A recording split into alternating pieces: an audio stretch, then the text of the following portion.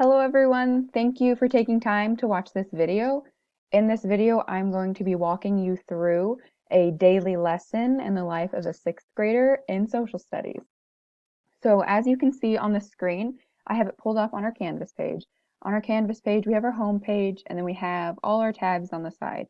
So what students will usually do is they will come in, they know to check the announcements, they'll go to the announcements and they'll check the most recent announcement. So the most recent announcement for this lesson would be this announcement here. It says e-learning tomorrow and meme smackdown. So for each announcement, there are instructions or a fun little activity. So for the instructions for this week, it says go to modules, open 11-1 video, watch the short video on the United States, open 11-1 reading guide, open the 11-1 assessment, and then complete the matching activity. So here they have all their instructions and it tells them to go to modules. So I'm going to take you to modules and then we'll walk through that entire process. You'll also watch the video where I introduce a lot of these concepts to the students. So now we are moving on to modules. Here in modules, the students know to scroll all the way down to the bottom because that's where all the new stuff is posted. So here we have, for the students' Canvas view, it won't show these unpublished assignments or objects or materials. It will just show the things that I posted. So 11-1 assessment, 11-1 reading guide, and 11-1 video, as well as the 11-1 book. So the first thing that they were told to do was watch 11-1 video. So that's what we are going to do right now. Now in this video, I introduce the United States, I touch on geography a little bit, and we talk about some fun things that might pique the students' interest. So here I tell the students, you need to watch this video before you complete the activity for this week, and this video is about 10 minutes. I try to make the videos no longer than 10 minutes because the students' attention at that point is wavering and they already know what they're supposed to do, so chances are that they're not going to watch the video in the first place. That's why I tell them in the announcement, I said, if you watch the video to the end, there's a chance you could get an answer or a heavy hint for an answer on your assignment. So here, this is for students that sometimes the video won't play if their Wi-Fi connection isn't strong enough that they can stream a video like this. Here are the breakdown of the main points that are in the video, just in case that students can't watch the video, but I still encourage them to watch the video. So right now I'm going to play the video for you. You should hear the sound, the recording. I will not talk over it. It'll just be you in the video. And this is like your sixth grade student. So, good morning, everyone, and happy May. It is Miss Cox checking in with you. Today we are working on a new chapter, the United States. Now, we've talked about a lot of countries up until this point, a lot of countries. We've talked about South America, we've talked about Chile, we've talked about Argentina, we've talked about the continent of Europe, like France, Spain, Italy, all those countries. And now we're talking about this country right here. This continent is North America, country is the United States. Now, why are we saving the United States for last? Well, here's my reasoning. We're saving the United States for last because you have the most background knowledge of this country. You are going to school right now in this country. You're living in this country. You know how things work here for the most part for your everyday life. So we have a basis of comparison. This means that we can compare some of the things in the United States to the things in Europe, to the things in South America. We can see how things are different and how things are similar. And that gives us perspective of the world. That means we can see how things are different. We can see how things are similar. We can see how things can be changed. And it's really cool. Now, let us move on. We're going to be talking about the United States today. We already said that. You will hopefully listen and watch this video where we talk about the geography of the United States.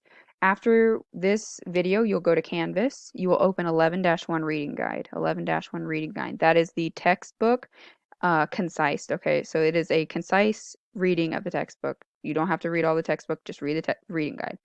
11-1 assessment. You will use the reading guide to complete the 11-1 assessment. Okay, it's just a short matching activity. And guess what? You're going to have all the information by the end of this. How wonderful. Now, after this, remember, we are doing Meme Smackdown right now. So make sure you can still send me memes in. You can still send memes to my email. But make sure you're voting for this week because the winner of this week will go up against all the other memes that have won in the previous weeks. Okay? Now, shifting gears from Meme Smackdown to actual social studies, this is a map of the United States. We know, here's Indiana. This is where we are right now. How happy. And this is the rest of the world. Here's Texas, California, Colorado, all these other states. Now, why am I showing you this map? I'm showing you this map because I think it might be something that you are familiar with. Now, if you have traveled outside of Indiana, all right, I've traveled outside of Indiana. I've been all the way over here and all the way down there. Now, if you traveled outside of here, you might notice something happens to the time. The time changes when you leave Indiana. This is because we have different time zones. These different time zones make sure that people get up with the sun and go to sleep when the sun goes down. All right. It's just to regulate human life. And if you were in Indiana, you would be at a different time than in California. So I was just wondering if any of you have been outside of Indiana. So I have family that lives in Georgia. That's the same time as Indiana. So I don't actually have a time change. So it's pretty nice. I don't have to reset my internal clock. All right. All right. Very cool. We're moving on. Now, geography. We've talked about this a lot. You've talked about the geography of Eastern Europe, Western Europe, Southern Europe, the geography of Argentina, all those kind of places. And what is it? Well, here it is. Geography is the study of the earth and the people on earth. You knew that already. And why are we focusing on geography? Well, we're focusing on physical geography, okay? This means mountains, rivers, lakes, and the climate. Now, why would we focus on these things? Well, these things are you have different physical geography in each country, all right? And if we know the physical geography of the United States, we can use that to compare it to other countries. We can see, I wonder if there are mountains like the Rocky Mountains in Europe. Hmm, are there? That's a good question for you. Now, what does Surprise Pikachu have to say? Wow, the Rocky Mountains are huge. That is a very good thing for you to say, Pikachu. Now, notice here we have different colors. The higher the color or the more red the color is, so green is a pretty low color, but once you get into the yellow and you get into the red, that means it's a higher elevation. So the Rocky Mountains have a high elevation. That means they are very, very tall mountains that range all the way from the north down here to the south. A very, very huge mountain range. And that is actually a question that you will talk about on your activity for this week. So remember, the Rocky Mountains in the west. North, east, south, west. North Rocky Mountains in the west. Now, here's another important, well, we'll do that in a second. I want to talk about something else. Now, we want to talk about lakes. Has anyone ever heard of the term the Great Lakes? The Great Lakes.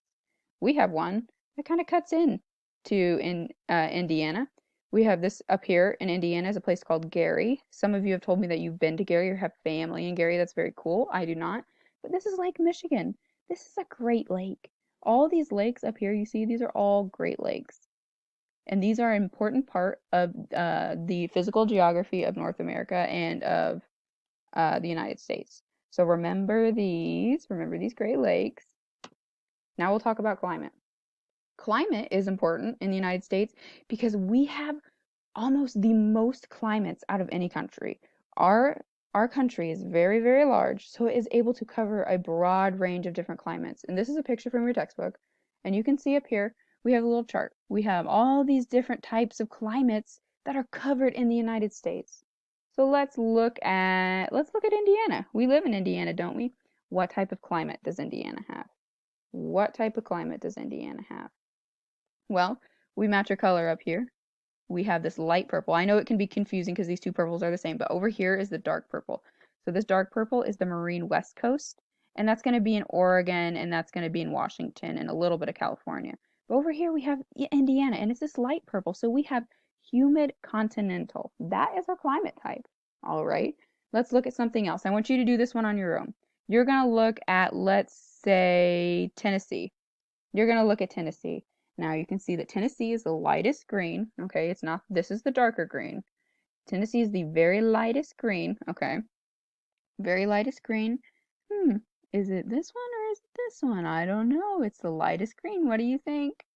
I'm going to give you like 2 seconds, 3 seconds to think about it. Tennessee, which one is it?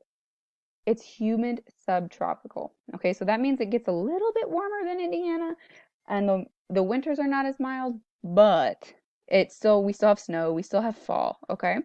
Now, over here we have a lot of different climates. Let's look over here. Let's look at New Mexico.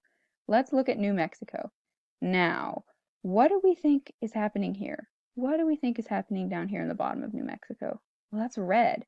What is red up here? That's desert. New Mexico actually has some desert in it, which we do not have in Indiana, which there was not in Tennessee, not in the east part. That is only in the west part of the United States. So we have a broad range. This was meant to show you that we have a broad range of climates all throughout the United States, all throughout the United States, and even Hawaii. We get a humid tropical climate from Hawaii because it is in the Pacific Ocean. Very cool. Now, you are going to, let's take a look at your reading guide. So this is the reading guide you are going to look at to complete the activity. So it has each question that you're asked on Canvas has a number. These are numbered as well. You will use these numbers to find the important information.